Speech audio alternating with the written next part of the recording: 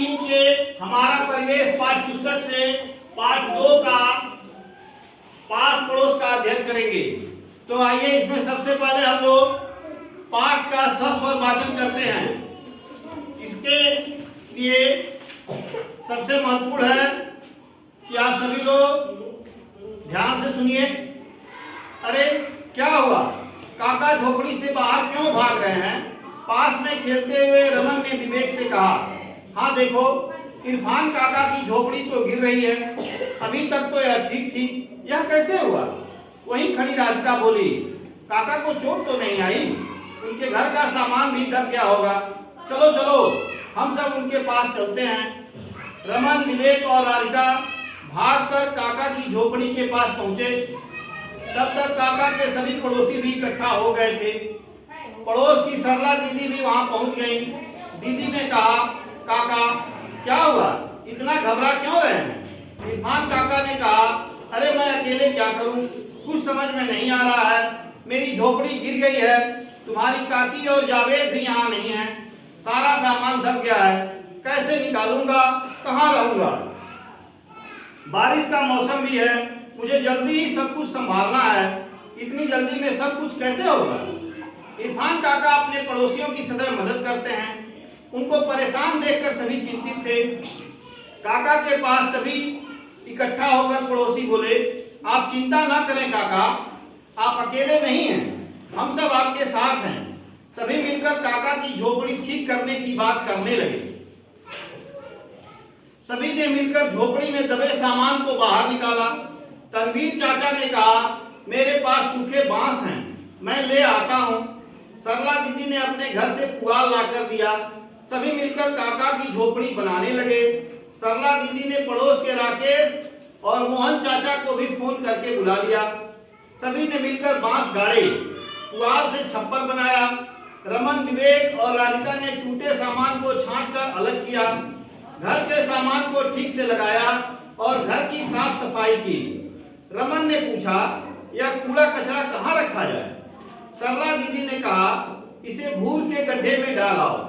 रमन ने सारा कूड़ा कचरा घूर गड्ढे में डाल दिया।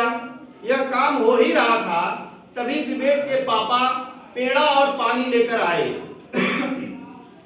सभी ने पेड़ा खाए और पानी पिया। विवेक ने इरफान काका की चारपाई नई झोपड़ी में रखी।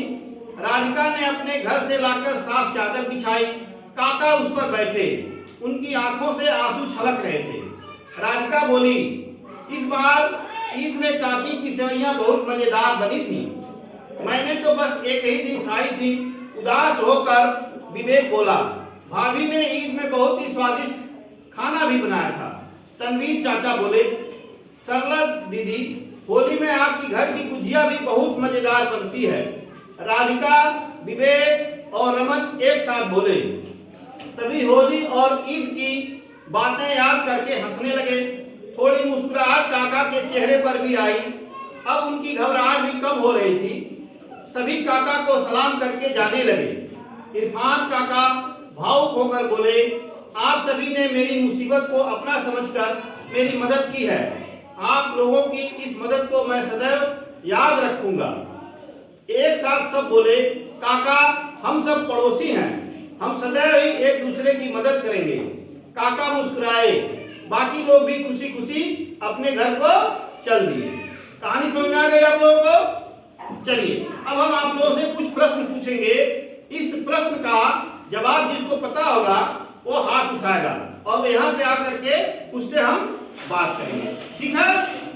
चलिए, तो सबसे पहला प्रश्न है, इरफान काका की झोपड़ी किस मौसम में गिरी? कौन बताएगा? हाँ यहाँ बताइए। हाँ आइए इधर आओ। हाँ, इरफान काका की झोपड़ी किस मौसम में गिरी? हाँ, बुन्नी के मौसम में गिरी। बुन्नी में यहाँ को बरसात को कहते हैं, यहाँ का लोकल भाषा है बुन्नी। बुन्नी बरसात को कहते हैं, बरसात के मौसम में गिरी। बहुत अच्छा, ताली बजाओ। चलिए दूसरा कौन बताना चाहता है? रमन, विवेक और राधिका ने इरफान काका की क्या सहायता की? कौन बताएगा? रमन, विवेक और राधिका ने इरफान काका की क्या मदद की? कौन बताएगा? बताइए। रमन, विवेक और राधिका ने जब झोपड़ी गिर गई तो उन लोगों ने क्या किया, झोपड़ी में से सामान को बाहर निकाल दिया। कौन बताएगा इसको? हाँ आप बताइए। सर हाँ सब लोग पूछ रहे थे तुम क्यों भाग रहे हो? हाँ सब लोग पूछ रहे थे इरफान काका तुम क्यों भाग रहे हो, और क्या पूछे? इरफान पापा कह रहे थे ना मेरा झोपड़ी गिर गया है। हाँ इरफान काका बोले मेरी झोपड़ी गिर गई है, सामान उसी में दब गई, सामान उसी में दब गया है। बहुत सुंदर, बहुत बढ़िया। उसके बाद क्या हुआ? सब लोग आकर सामान को बाहर निकाल कर बनाएगा। हाँ सब लोग आके सामान निकाले और उसको घर को बनाए। बहुत अच्छा, अंकुश ने बहुत अच्छा जवाब दिया है। सब जीते, ताली बजाइए आप लोग।